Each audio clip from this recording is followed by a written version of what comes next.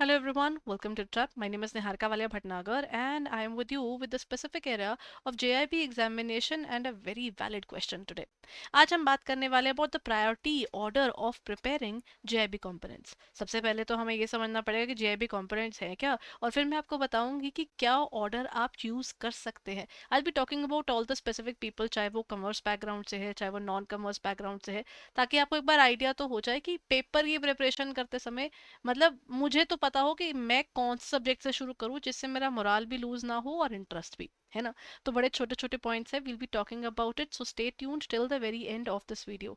And along with this everyone, once you are preparing for this examination, तो आपके लिए इस समय हम लेकर आए हैं नेवर बिफोर ऑफर, जहां पर आपके पास में JIB का जो हमारे कोर्सेज है they are available at flat 80% discount. Flat 80% not only on our master course but also on our live course or individual components पर भी.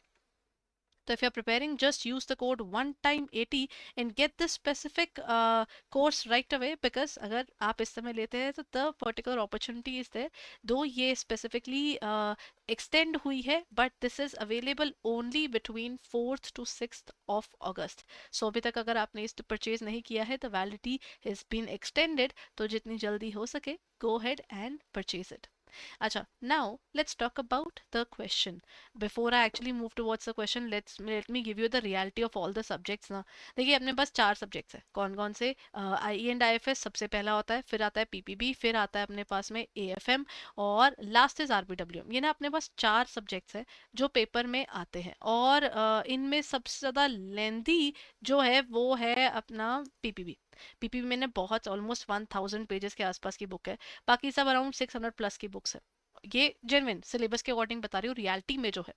अब इसके अंदर क्या होता है कि IE एंड IFS एग्जाम सबसे पहले आता है, which has got 45 chapters, lengthy, tricky, but again जो इकोनॉमिक्स वाले लोग हैं उनके लिए इंटरेस्टिंग हो सकता है. PPB प्रोफेशनल जो बैंकर्स बहुत समय से जो आप पॉलिसीज पढ़ते आ रहे हैं, रेगुलेट RBI की जो भी गाइडलाइंस आ रही है वो सब आप देखते आ रहे हैं, तो आपका थोड़ा अपर हैंड रहेगा PPB में. Anybody from the specific area of commerce background, उनका अपर हैंड रहेगा AFM और RBWM में, क्योंकि ये आपके लिए थोड़े ज़्यादा क्लोजर रहते हैं towards your preparation in terms of the exam. ठीक है, क्योंकि आपने कहीं ना कहीं कॉमर्स में पढ़ा होता है तो ये आपका सारा बेस बना हुआ होता है. सो सबसे कम टाइम लेने वाला सब्जेक्ट नॉर्मली RBWM होता है, क्योंकि इसमें नंबर ऑफ चैप्टर्स सबसे कम है as compare to others. And एक और इम्पॉर्टेंट न्यूज़ है जो आपको पता होनी चाहिए कि ये दोनों पेपर एक साथ होते हैं, तो आपका पढ़ने का तरीका, पेपर की प्रिपरेशन करने का तरीका इससे अफेक्ट डेफिनेटली होगा. तो प्रिपेयर करते हुए इन चीज़ों का तो आपको ध्यान रखना ही रखना है. बट चलिए अब हम बात करते हैं बैंकर्स की जो इस समय प्रिपेयर कर रहे. तो अभी talking about all the different types of bankers. For example मैं एक कमर्स स्टूडेंट हूँ, तो कमर्स स्टूडेंट्स के लिए JIB में अगर अभी तक कोई इंटरेस्ट नहीं है तो मेरे को तो सबसे बढ़िया लगता है AFM से शुरू करना, क्योंकि AFM is one particular subject जो आपका अकाउंट्स का बेसिक्स है. और बेनिफिट ये है कि AFM में आप जो चीज़ें पढ़ेंगे वो आपको RBWM से कनेक्ट कर देगा और साथ साथ वो आपको कनेक्ट कर देगा PPB से भी. ठीक है, बट अब बारी आती है रियलिटी की. मतलब अगर आप AFM से शुरू कर रहे हैं तो हमेशा प्रिपरेशन करते हुए ना always start from easy to difficult, because easy easy जो होता है ना वो आपका इंटरेस्ट बना देता है. धीरे धीरे फिर आप डिफिकल्ट के लिए तैयार हो जाते हो. नेवर स्टार्ट फ्रॉम समथिंग जो सीधा बहुत डिफिकल्ट है, उससे मोराल डाउन हो जाता है, चीज़ में इंटरेस्ट खत्म हो जाता है. और जब आप पढ़ रहे हैं, अगर आप एक AFM का इजी पोर्शन, अगर आपको लगता है कि AFM आपको आता है तो आपने अकाउंटिंग वाला पोर्शन पढ़ा, उसके साथ में पिकअप समथिंग जिसकी आपको नॉलेज कम है, ताकि वो दोनों साइमल्टेनियसली चल सके. फॉर एग्जाम्पल, जैसे अगर मैं भी फ्रेश बैंकर हूँ, मुझे ज़्यादा टाइम नहीं हुआ RBI की वो सारी गाइडलाइंस पॉलिसीज पढ़ते हुए, तो I start with PPB along with it. ठीक है, और मुझे बैंकिंग के अंदर बैंक में जाऊंगी तो मुझे सिनारियोज भी समझ में आएंगे. Once I am done with this, उसके बाद में नेक्स्ट मैं IE एंड IFS और RBWM साथ में उठाऊं. उसका ये बेनिफिट है, ये जल्दी खत्म होता है, ये लेंथी है, ये ज्यादा टेक्निकल है, ये एज कम्पेयर टू दिस जिसने AFM कर लिया उसको RBWM में हेल्प हो गई. आपका इंटरेस्ट बना रहता है. You can always go for the vice versa as well. You can start with something difficult first and easy second, but psychologically थोड़ा सा इंटरेस्ट बने रहने के लिए पहले करना होता है. But yes, before the examination अगर आप कर रहे होगे ना, ये मत कीजिएगा सारा कुछ डिफिकल्ट बिल्कुल जस्ट बिफोर द एग्जामिनेशन पढ़ेंगे. तब ना इंटरेस्ट नहीं बनता, क्योंकि पैनिक बटन ऑन हुआ होता है कि अरे पेपर आ गया, पेपर आ गया, तो वो फायदा नहीं होता। पेपर के टाइम पर आई एंड आईएफएस आपका फर्स्ट पेपर होता है, तो आपको उसके हिसाब से पढ़ना होगा, लेकिन पीपीबी और एएफएम पहले खत्म करके रखेगा, बिकॉज आपके पास 5 days है to cover both the subjects, which is again very challenging part. Now comes the next part. अगर मैं कोई नॉन कमर्स बैकग्राउंड का पर्सन हूँ, अब अगर मैं नॉन कमर्स बैकग्राउंड की हूँ, तो मेरे लिए मेन चैलेंज क्या आ जाता है? The main challenge that I might be facing is कि मुझे कमर्स के किसी भी चीज़ की कोई नॉलेज नहीं होगी ना। तो उस टाइम पर मैं क्या कर सकती हूँ? So when I am having this specific issue there कि मैं नहीं समझ पा रही हूँ कि मुझे कैसे पढ़ना है, तो मेरे पास बेस्ट ऑप्शन है कि देखिए, जैसे अगर हम पीछे जाते हैं, I am going back to the specific topics ना। अगर मैं नॉन कमर्स बैकग्राउंड से हूँ, लेकिन अगर मैं इकोनॉमिक्स की हूँ, तो मेरे को ना आई एंड आईएफएस इंटरेस्टिंग लगेगा। अगर मैं एक ऐसा पर्सन हूँ जिसने अभी पिछले कुछ समय में फाइनेंस में बहुत इंटरेस्ट लिया, क्योंकि ऐसा नहीं है कि बैंकर्स वही हैं जो कि बिल्कुल ही उनकी पढ़ाई करते वक्त they are thinking about the fact कि ठीक है हम पढ़ लेंगे, चीज़ें कर लेंगे, but they are not looking at the specific area of different different financial aspects को नहीं देखते हैं। बहुत से बैंकर्स देखते हैं ना। तो जो लोग देखते हैं उनको बेनिफिट क्या हो जाता है कि वो इस केस में what they can do is कि वो अपनी प्रिपरेशन के समय पर, अगर वो they can start with the specific area of, जैसे आई एंड आईएफएस से आपने इकोनॉमिक्स के पर्सन हो, आप वहां पर खुश हो, आपको ये पढ़कर आराम आया, when you are doing this, pick up a subject थोड़ा सा कम डिफिकल्ट लगता हो आपको। ठीक है, जैसे आरबीडब्ल्यूएम से ही बताऊं, छोटा है, तो आप आई एंड आईएफएस से अगर शुरू कर रहे हो तो साथ में आरबीडब्ल्यूएम पढ़ लो।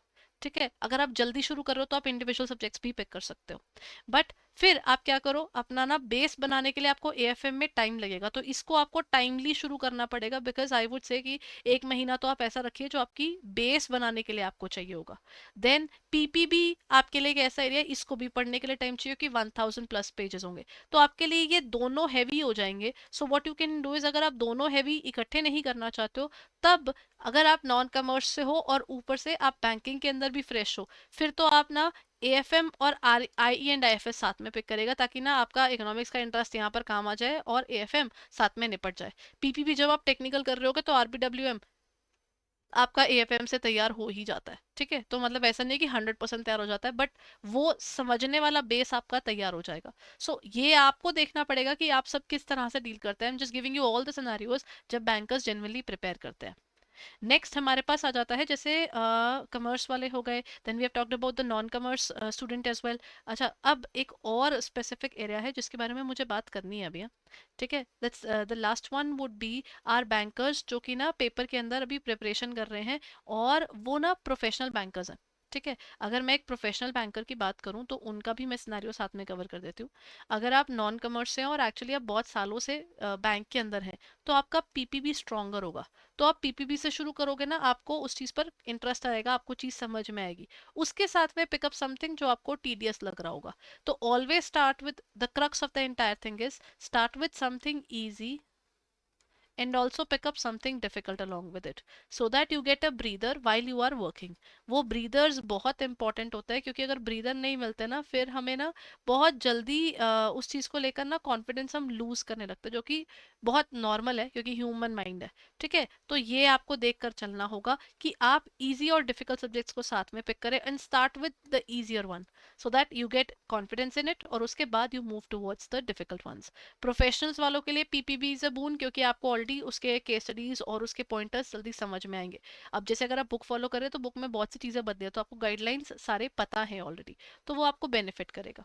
ठीक है, और जैसे जिन लोगों को फाइनेंस की तरफ बहुत इंटरेस्ट है, इन्वेस्टमेंट्स बहुत करते आए हैं, फाइनेंस की नॉलेज रखते आए हैं, तो उनको आरबीडब्ल्यूएम अच्छे से समझ में आएगा, तो आप उस तरीके से जाएगा। So I would suggest you everyone, आप जिस भी बैकग्राउंड से हैं, start with something easy first, so that you gain that confidence, and then start with something difficult along with it, ताकि वो डिफिकल्ट वाली चीज साथ साथ निकलती रहे, और टाइमिंग आप डिफाइन करके चले, क्योंकि आपको याद रखना है पीपीबी और एएफएम बैक टू बैक होंगे, पेपर में टाइम नहीं होगा उस टाइम पढ़ने का, उस टाइम पर सिर्फ रिविजन हो सकती है, वो भी मुश्किल से ही खत्म होगी।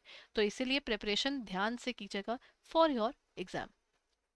Now comes the next part everyone. हमारे पास इस समय नेवर बिफोर ऑफर चल रहा है। When we talk about this never before offer, bankers prepare करते हैं, और एक जेन्युइन प्रॉब्लम बहुत से बैंकर्स फेस करते हैं, और वो प्रॉब्लम ये है कि बैंकर्स को ना पढ़ते वक्त कई बार ना अपने साथ में आप यूनिफॉर्मिटी या कंसिस्टेंसी नहीं ला सकते। तो अगर आपको लगता है कि आपको ज़रूरत है एक कंसिस्टेंसी मेंटेन करने की और वो आप खुद से नहीं कर पा रहे, तो आप हमारे कोर्सेज ले सकते हैं। What you need to do is you have to just check out our courses. हमारे कोर्सेज इस समय आपके पास अवेलेबल है हमारी वेबसाइट edutap.in पर, एंड करंटली वो आपको सारे अवेलेबल हो जाएंगे at the price of 80% of. ठीक है, अब अगर आप उसे परचेज करते हैं तो हमारा ना फ्लैट 80% ऑफ चल रहा है ऑन दिस। और आपको यूज करना है कोड द वन टाइम 80, और आप JIB के हमारे कोर्सेज परचेज कर पाएंगे। बट ध्यान रखिए this validity has been extended right now. The sale is extended from 4th to 6th of August। तो this would be ending on 6, तो जितनी जल्दी हो सके अगर आपको परचेज करना है तो avail this offer and get it. इसके अंदर आपको हमारे मास्टर कोर्स और हमारे करंट कोर्सेज सारे मिल जाते हैं।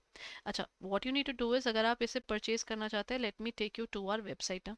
अगर आप हमारी वेबसाइट पर जाते हैं, this is our website edutap.in। आप जैसे ही उस पर जाएंगे आपको कॉम्बो में यानी हमारा पूरा मास्टर कोर्स भी मिल जाएगा, and that too at 80% off 4800 पे मिल जाएगा वो। और अगर आप हमारे कंप्लीट कोर्सेज की जगह सिंगल कोर्सेज बाय करना चाहते हैं तो हमारे लाइव क्रैश कोर्स भी अवेलेबल है। लाइव क्रैश कोर्स में 30 आवर्स में हम चीज़ें कंप्लीट करवा रहे हैं आपको पर कंपोनेंट, और जबकि हमारे जो मास्टर कोर्स है उसमें सब रिकॉर्डेड पड़ा है। आप रिकॉर्डिंग्स में से डिटेल वे में छोटी छोटी वीडियोस के थ्रू पूरा पूरा चैप्टर पढ़ सकते हैं। और उसके बाद पेपर से बिल्कुल पहले आपको लाइव क्लासेस मिल जाएंगी। दोनों में आपको कंसेप्ट नोट्स मिलेंगे, यानी मैकमिलन बुक आपको स्पेसिफिकली फॉलो करने की जरूरत नहीं है, उसके कंसेप्चुअल नोट्स आपको मिल जाएंगे। फुल लेंथ टेस्ट है, सारे PYQs कवर्ड है क्योंकि PYQs पेपर के लिए इंपॉर्टेंट है। चैप्टर वाइज मॉक टेस्ट पे मिलेंगे, दोनों में आपको मिल जाएंगे which will be helpful for your preparation. So अपने अकॉर्डिंगली आपको जो इसमें सूटेबल लगता है आप उसे देख सकते हैं। All you need to do is use जरूर कर लीजिएगा code one time 80, since this specific sale is for a very limited time. So please go ahead and check it out, ताकि अगर आप परचेज करना चाहते हैं तो आप टाइमली परचेज कर लें। So all the very best everyone, registration has begun and it's time to buck up and prepare well. Thank you.